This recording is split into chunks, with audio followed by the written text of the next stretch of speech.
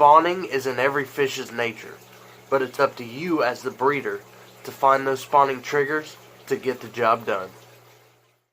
For today's video, we're going to be looking at one of my absolute favorite fish of all time, and I'm going to give you a few examples of how I was able to get that fish to spawn for me. Before we dive into the 3 spawning triggers that we're going to be talking about in this video, I wanted to give you guys a little update on the baby panda Corydora that was hatched in my tank. The reason that this is relevant to the video is because this is a species we're going to be looking at when talking about these spawning triggers. He's about 4 months old now, and he's almost tripled in size. Talk about thriving, right? Now, a funny story about how I found him hatched in my tank.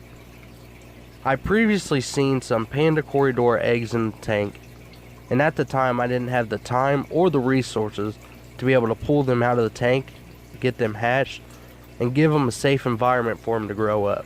So I just wanted to let Mother Nature take its course. And yes, it did. My family and I took a little 2-night, 3-day vacation. And when I got home, I seen the baby panda Corydora at the front of the tank.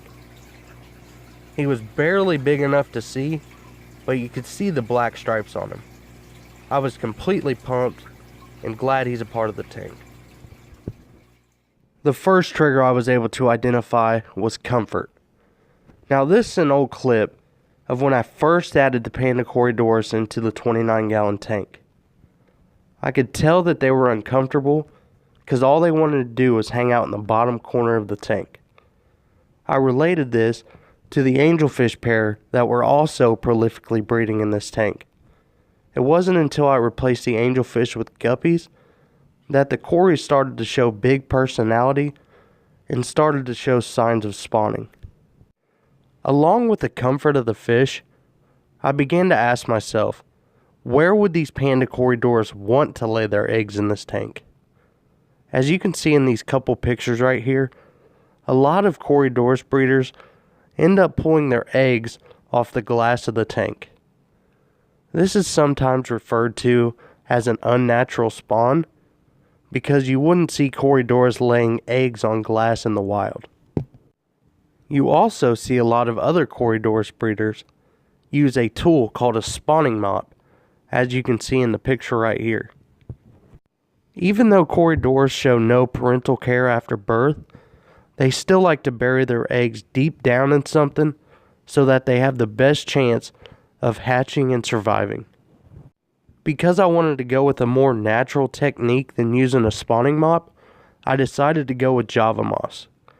And it wasn't until the Java moss got covered in blue-green algae that the panda Corydoras started to throw eggs everywhere.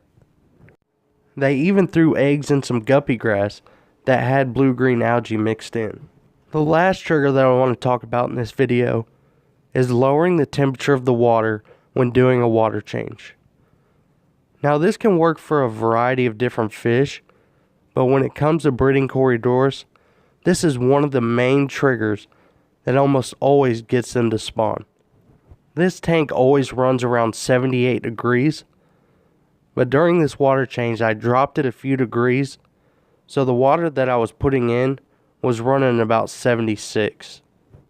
Another technique I use during these water changes, instead of using my python hook to directly add the water back into the tank, I leave the siphon tube on and place my hand over the front of it so that it imitates things like rain, waterfall, or a stream.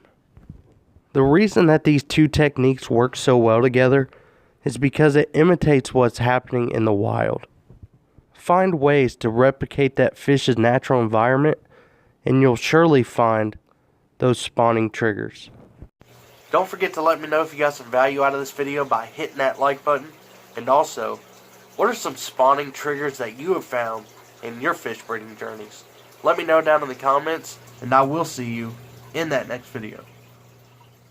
See you.